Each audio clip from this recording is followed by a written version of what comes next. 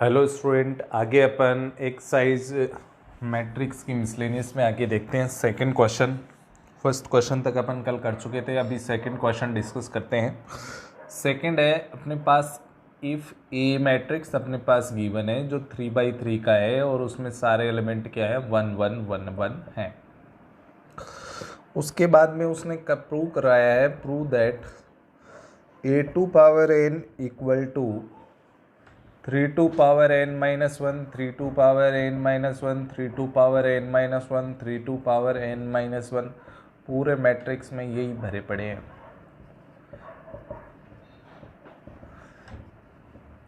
और फिर उसने बोला है 4n belongs to natural number. अगर नेचुरल नंबर की बात चल रही है n बिलोंग्स टू, इसका मतलब उसको मैथमेटिकल इंडेक्शन से करना है। अब इसका मतलब इस क्वेश्चन को मैथमेटिकल इंडेक्शन से करना है, तो बाय मैथमेटिकल इंडेक्शन, गणितीय आगमन सिद्धांत, मैथमेटिकल इंडेक्शन के लिए अपन सबसे पहले फर्स्ट नेचुरल नंबर लेते हैं जो n इक्वल टू 1 होता है। n की जगह 1 पुट करेंगे इसमें तो a2 हो जाएगी ये, और n की जगह 1 पुट करते 1 - 1 3 का पावर 0, ये भी 3 का पावर 0, ये भी 3 का पावर 0, ये भी 3 का पावर 0, ये सारे क्या हो जाएंगे 3 के पावर 0 हो जाएंगे। अब सारे 3 के पावर 0 हो गए, किसी का भी पावर 0 वो क्या होता है 1 होता है, तो ये सारे क्या मिल गए 1 1 मिल गए। इसका मतलब ये वाला a और ये वाला a दोनों मैच कर गए। मैच करते ही मैं बोलूँगा it is true for n equal to 1 by mathematical induction. ये n इक्वल टू 1 के लिए मैथमेटिकल इंडेक्शन से प्रूव है। ठीक है, अब आगे आते हैं 4n इक्वल टू k। अब n इक्वल टू k के लिए करेंगे, जो अपना a2 वाला है उसमें n की जगह क्या पुट करना है आपको k, तो a2 equal to 3 k - 1 3 k - 1 ये सब जगह क्या आ जाएगा 3 k - 1 आ जाएगा। 3 k - 1 3 k - 1 3 k - 1 आ गया। अब देखो n लिख दो चाहे k लिख दो, कोई फर्क नहीं पड़ता, तो अपन क्या बोलेंगे, it is always true for n equal to k। n equal to k के लिए, n इक्वल टू n के लिए तो n इक्वल टू k के लिए भी होगा, क्योंकि ये भी क्या है वेरिएबल है। इसको मैं इक्वेशन फर्स्ट बोल देता हूँ। अब मैं क्या है, अब मैं चाहता हूँ कि n equal to k plus 1 के लिए प्रूव करके बताऊँ। यहाँ पे prove n equal to k plus 1 के लिए ही करना होता है बेसिकली। तो prove for n equal to k plus 1, ये करने के लिए मैं इक्वेशन 1 को a की पावर k है, इसको मल्टीप्लाई कर दूंगा इक्वेशन 1 को, इसको a से ही कर दूंगा मल्टीप्लाई। किससे कर दूंगा, a से, बोथ साइड। तो क्या बेनिफिट होगा, पहले इक्वेशन 1 लिख देता हूँ, a2 equal to 3 k - 1 3 k - 1 3 k - 1 3 k - 1 सब जगह मैं यहाँ पे फिल कर देता हूँ। अब देखिए, अब मेरे को बोथ साइड किससे मल्टीप्लाई करना है, a से। यहाँ पे मैं बोथ साइड a से मल्टीप्लाई कर देता हूँ। अब a से मल्टीप्लाई करने पे क्या हुआ, इन दोनों का बेस सेम है तो पावर ऐड हो गई, तो a2 k प्लस 1 हो गया। अब इधर a से a का वैल्यू भी लिख देता हूँ, जैसे ही, क्योंकि ये मैट्रिक्स तो मैट्रिक्स से ही मल्टीप्लाई करना पड़ेगा, 1 1 1 1 1 1 1 1 1। अब देखो ये फर्स्ट रो फर्स्ट कॉलम से मल्टीप्लाई होगी, पहला एलिमेंट पहले से होगा 3 की पावर k - 1, दूसरा दूसरे होगा 3 k - 1, तीसरा तीसरे से होगा 3 k - 1। इसका मतलब कितनी बार आ गया 3 का पावर k - 1 3 बार आ गया, तो इसको ऐसे लिख देंगे 3 × 3 का पावर k - 1। हर जगह यही आएगा, 3 × 3 का पावर k - 1 3 × 3 का पावर k - 1 3 × 3 का पावर k - 1, सब जगह ये आ जाएगा 3 × 3 का पावर k - 1 3 × 3 का पावर k - 1 3 × 3 का पावर k - 1 3 × 3 का पावर k - 1, ये पूरा बन गया। इधर a का पावर k प्लस 1 बन गया, इधर बेस सेम है तो पावर ऐड हो जाएगी, तो 3 की पावर कितनी बचेगी, k ही बचेगी। सब में 3 की पावर क्या बच जाएगी, k बच जाएगी। सब में 3 की पावर k बचेगी। अब फाइनली मेरे पास क्या आ गया, 1 to power k plus 1 equal to ये आ गया। अगर इसमें n की जगह k प्लस 1 रखूँगा, क्या यही आ रहा है? अगर यही आ रहा है तो अपना ये मैथमेटिकल इंडक्शन से प्रूव हो चुका है।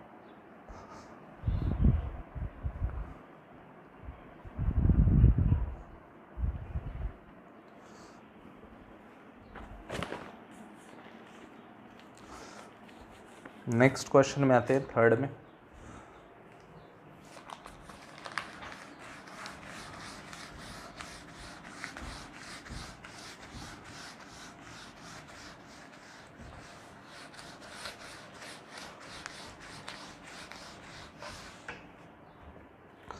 थर्ड क्वेश्चन है अपने पास, a equal to 3 minus 4 1 minus 1 और a टू पावर n अपने पास है 1 plus 2n minus 4n n 1 minus 2n। इसको भी अपने को n उसने बोला है एक पॉजिटिव इंटीजर है, मतलब धन पूर्णांक है, मतलब वही नेचुरल नंबर है। तो इसको भी अपन क्या करेंगे, प्रूव बाय मैथमेटिकल इंडक्शन करेंगे। अगर मैथमेटिकल इंडक्शन अपन इसको कर रहे हैं तो सबसे पहले क्या करेंगे, 4n इक्वल टू 1 करेंगे। n की जगह 1 रखते ही a बचेगा, यहाँ पे n की जगह 1 करोगे तो 2 इंटू 1 2, 2 प्लस 1 3, n की जगह 1 करते ही 4, n की जगह 1, 1 माइनस 2 माइनस 1। क्या ये वाला और ये वाला मैच हो गया? इसका मतलब a का वैल्यू दोनों जगह मैच हो रहा है, तो ये बात बोलूँगा, it is true for n equal to 1 by mathematical induction, ये बात लिख दूंगा। फिर मैं क्या करूँगा, सेकेंड स्टेप में मेरे पास क्या है, फिर मैं 4n इक्वल टू k करूँगा। n इक्वल टू k करने का मतलब n की जगह k पुट करूँगा तो a टू पावर k और 1 प्लस 2k और ये हो जाएगा minus 4k k 1 minus 2k, और इसको इक्वेशन फर्स्ट बोल दूंगा। It is also true for n equal to k because k is also variable compare to the n, that's why this is always true by mathematical induction and we use it for proving n equal to k plus 1 by multiplication and other division वगैरह सब लगा के अपन इसके अंदर करने वाले हैं, पर ज़्यादातर मल्टीप्लीकेशन ही होता है। अब अपन करेंगे prove for n equal to k plus 1। तो सबसे पहले a टू पावर k तो अपने पास है ही, 1 plus 2k minus 4k k 1 minus 2k। इसको अपन किससे मल्टीप्लाई कर देंगे, a से मल्टीप्लाई कर देंगे बोथ साइड। अब यहाँ पे तो एक की पावर क्या हो गया, बेस से में पावर 8 हो गई। इधर क्या प्रॉब्लम है, इधर a का वैल्यू लिखेंगे क्योंकि वो मैट्रिक्स फॉर्म में है, मल्टीप्लाई तभी होगा जब वो अगला भी किस में आए, मैट्रिक्स फॉर्मेट में है। तो यहाँ पे मैं a का वैल्यू पुट कर देता हूँ। अब मैं a का वैल्यू पुट करूँगा तो a का वैल्यू है 3 माइनस 4 1 माइनस 1। अब मल्टीप्लाई करते हैं, फर्स्ट रो फर्स्ट कॉलम बोलिए, फर्स्ट एलिमेंट फर्स्ट से हुआ तो 3 प्लस 6k, फिर 1 से ये हुआ तो माइनस 4k, और इसको किया फर्स्ट को तो ये हो गया minus 4 minus 8k plus 4k, फिर इसको किया तो कितना हो गया 3k प्लस 1 माइनस 2k, फिर इसको किया तो माइनस 4k, और ये इससे हुआ तो माइनस 1 प्लस 2k। ठीक है, तो a to power k plus 1 और ये अपना बन गया 3 और प्लस 2k, और ये हो गया माइनस 4 माइनस 4k, और ये हो गया k प्लस 1, और ये हो गया माइनस 2k माइनस 1। अब चाहो तो n की जगह k प्लस 1 इसमें रख दो तो ये इक्वल आ रहा है, लेकिन फिर भी मैं आपको इसी फॉर्मेट का बना के बताता हूँ। देखो कैसे, यहाँ पे 1 चाहिए तो 1 कर दिया, 3 का 1 करते ही इसको मैंने क्या लिख दिया 2k तो है ही, 3 को 1 लिख दिया और बाकी 2 इधर लिख दिया। इधर ये चाहिए तो इधर तो माइनस 4 कॉमन आ जाएगा तो ये बन जाएगा k प्लस 1। इधर k प्लस 1 है ही सीधा सा, इधर 1 चाहिए प्लस का 1 मैंने लगा दिया, तो एक माइनस का 1 भी लगाना पड़ेगा, तो -2 के -2 हो जाएगा ये। तो अभी ये अपने पास बन गया 1, यहाँ से 2 कॉमन ले लेंगे तो k+1, ये -4 × k+1, ये k+1, ये 1, यहाँ से -2 कॉमन ले लीजिए तो k+1। क्या ये वाला n की जगह k+1 रखने पे सिंपली बन रहा है? आप चेकआउट कर सकते हैं इसको, इससे पता चल जाएगा कि अपना आंसर सही है, ये प्रूव हो चुका है।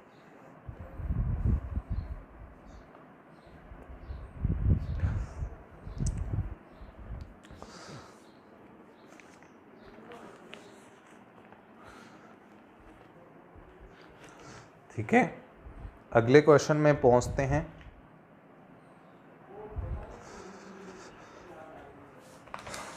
अगला क्वेश्चन जो है 11,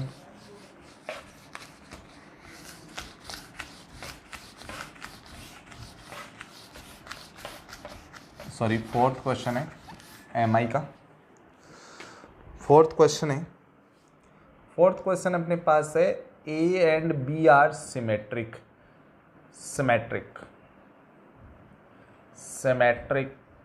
मैट्रिक्स। ये भी क्या है अपना सिमेट्रिक मैट्रिक्स है। दोनों कैसे हैं? सिमेट्रिक है, सममित है।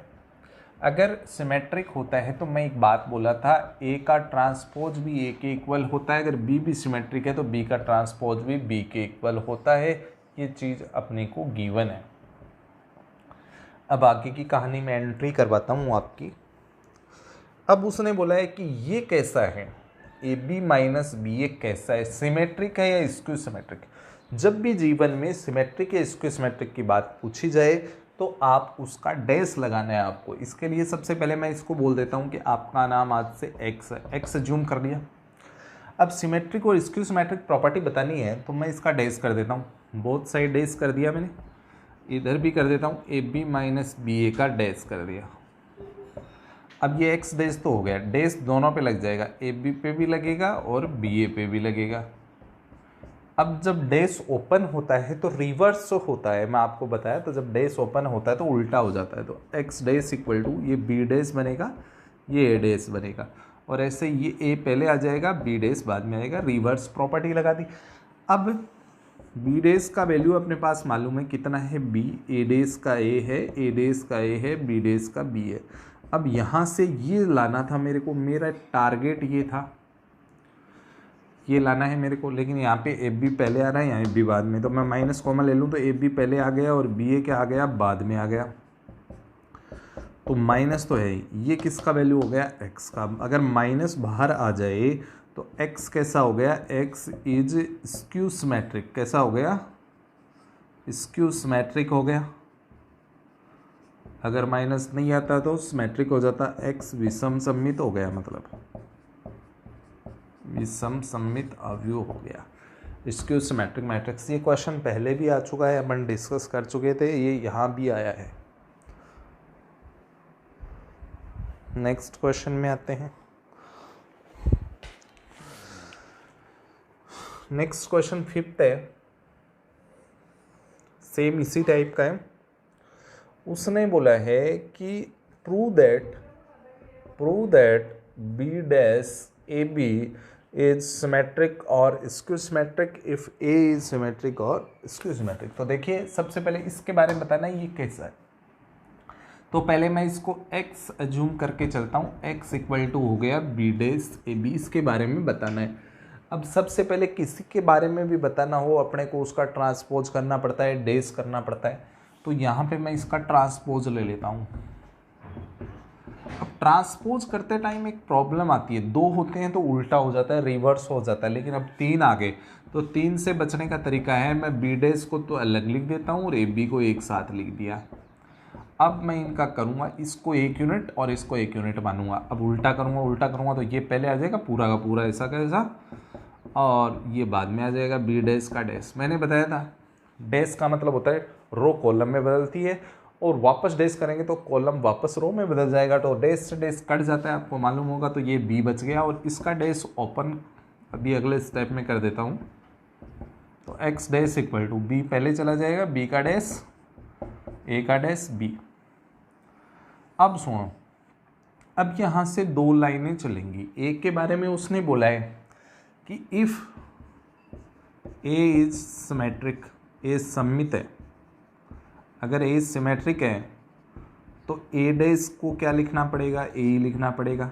ए डैश की जगह ए भर दोगे तो एक्स डैश इक्वल टू क्या बन जाएगा, बी डैश ए बी। तो ये बी डैश ए बी जो है वो किसका वैल्यू है, एक्स का वैल्यू है।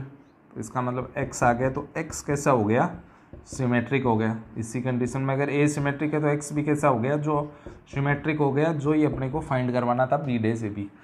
अब दूसरी बात में इधर चलता हूँ मैं, इस बार एक्स डैश का जो है मैं बोल देता हूँ कि यहाँ पे ए जो है वो क्या हो जाए, स्क्यू सिमेट्रिक हो जाए। कैसा हो जाए, स्क्यू सिमेट्रिक हो जाए, विषम सममित हो जाए। स्क्यू सिमेट्रिक होते ही X dash equal A dash equal to क्या हो जाएगा, माइनस ए हो जाएगा। अब ए डैश का वैल्यू माइनस ए यहाँ पे डालेंगे तो एक्स डैश इक्वल टू आ जाएगा B dash minus A B, minus बाहर आ जाएगा तो बी डैश ए बी, और ये किसका वैल्यू है, एक्स का, तो माइनस एक्स। इसका मतलब इस कंडीशन में एक्स हो गया स्क्यू सिमेट्रिक। एक्स कैसा हो गया, स्क्यू सिमेट्रिक हो गया, विषम सममित हो गया। आप इसको कर सकते हैं।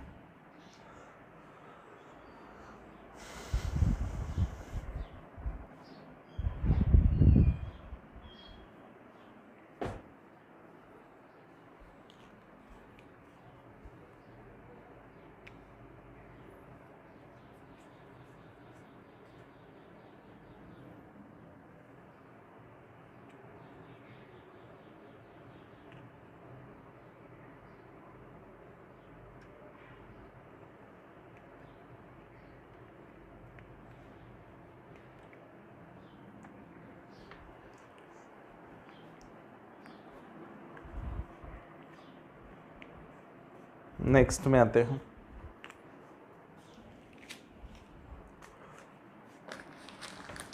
फाइव क्वेश्चन हो गए अपने एमआई के।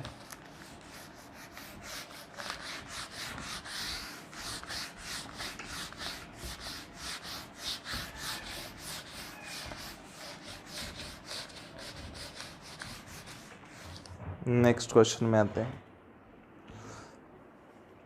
6th क्वेश्चन है, क्वेश्चन 6th है, find X Y Z if A equal to 0 2y Z x Y minus Z x minus Y Z satisfy the equation A dash A equal to I. इस equation को ये satisfy करता है तो अपने को x Y Z find करना है। तो सबसे पहले ए डैश निकाल देता हूँ। यहाँ पे ए डैश करेंगे तो ये ऐसे हो जाएगा 0 2y जेड, ये भी ऐसे हो जाएगा, रो कॉलम में बदल जाएगी एक्स वाई माइनस जेड, और ये भी ऐसे हो जाएगा एक्स माइनस वाई जेड। अब ए लिख देते हैं, ए का वैल्यू ये रहा 0 2y Z x Y minus Z x minus Y z और इक्वल टू आई। आई का वैल्यू, अभी आई को मैं लिख देता हूँ, आई का वैल्यू अपने को मालूम होता है 3/3 में। पहले इसको थोड़ा सॉल्व कर देते हैं।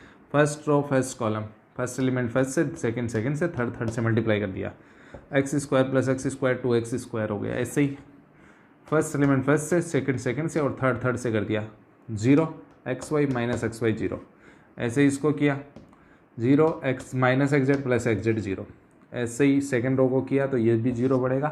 फिर अगले में बढ़ेगा 2y स्क्वायर 4y स्क्वायर plus y square plus y square 6y square हो जाएगा, ये 0 हो जाएगा, ये भी 0, ये भी 0। फिर थर्ड को लास्ट वाले से करना है, और सारे मैंने कर दिए। Z square plus Z square plus Z square 3z square और इक्वल टू आई का वैल्यू होता है 1 0 0 0 1 0 0 0 1। अब यहाँ पे मेरे पास एक ही चारा है कंपेयर करना। यहाँ पे मैं कंपेयर करूँगा तो फर्स्ट एलिमेंट फर्स्ट के इक्वल हो जाएगा, तो 2x स्क्वायर इक्वल टू 1 हो गया, तो 2 नीचे जाएगा तो x स्क्वायर इक्वल टू 1/2 हो गया, तो x इक्वल टू यहाँ पे प्लस माइनस आ जाएगा 1/√2 हो जाएगा। ऐसे ही सेकेंड कंपेयर होगा 6y² इक्वल टू 1, 6 नीचे चला जाएगा, y² इक्वल टू 1/6 और y इक्वल टू ±1/√6। ऐसे ही थर्ड वाले को करूँगा 3z² equal to 1, z² equal to 1/3 and z equal to ±1/√3। ये तीनों अपने आंसर आ चुके हैं।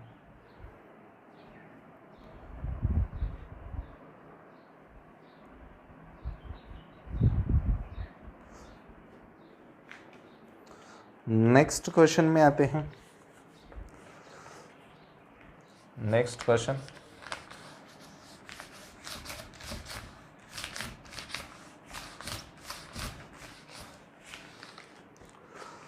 सेवंथ क्वेश्चन के अंदर अपने पास फाइंड करना है x को।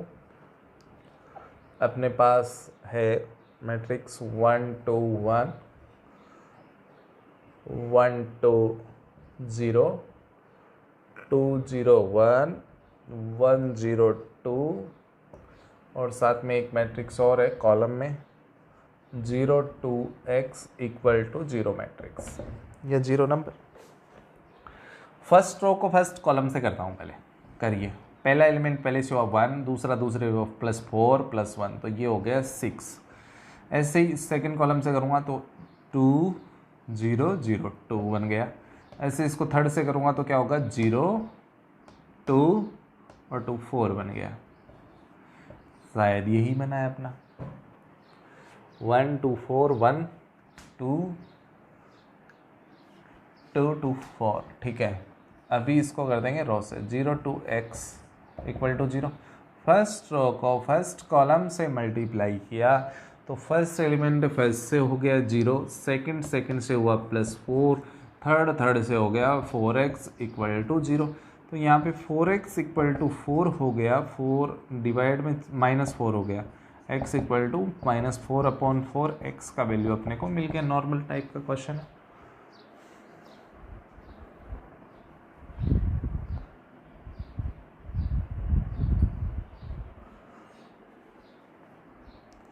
ठीक है, ऐसे ही 8 का क्वेश्चन आप कर पाओगे, कोई प्रॉब्लम वाली बात नहीं है, कुछ प्रूव करना है। सेम इसी टाइप का जो क्वेश्चन है वो 9 का क्वेश्चन है। इसका एक बार अपन आंसर देख लेते हैं वेरीफाई करने के लिए। -1 सही है। एक सेम इसी टाइप का क्वेश्चन है 9, क्वेश्चन नंबर 9 है इसी टाइप का। x -5 -1, फिर 3/3 का मैट्रिक्स है 1 0 2 0 2 1 2 0 3 और ये आपका है x 4 1 equal to 0। x find करना है, इसमें भी फाइंड करना है x।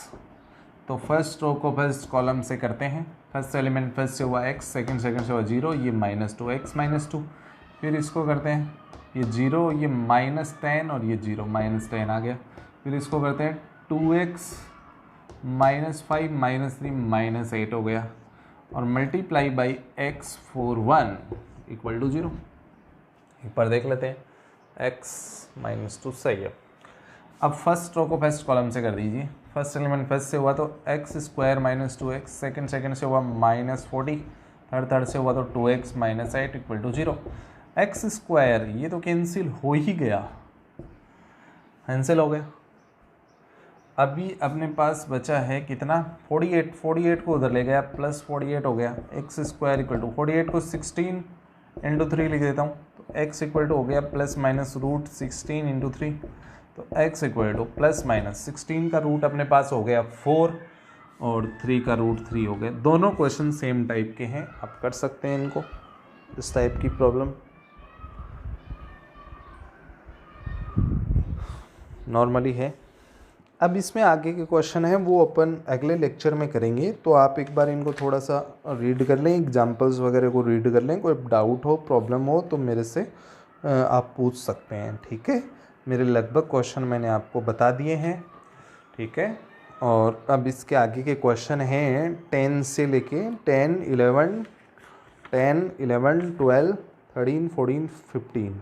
ये 3-4 क्वेश्चन 5 क्वेश्चन आपको करवाने हैं, ये अगले लेक्चर में आपके कंप्लीट हो जाएंगे। उसके बाद में न्यू चैप्टर स्टार्ट करेंगे। ठीक है, ओके।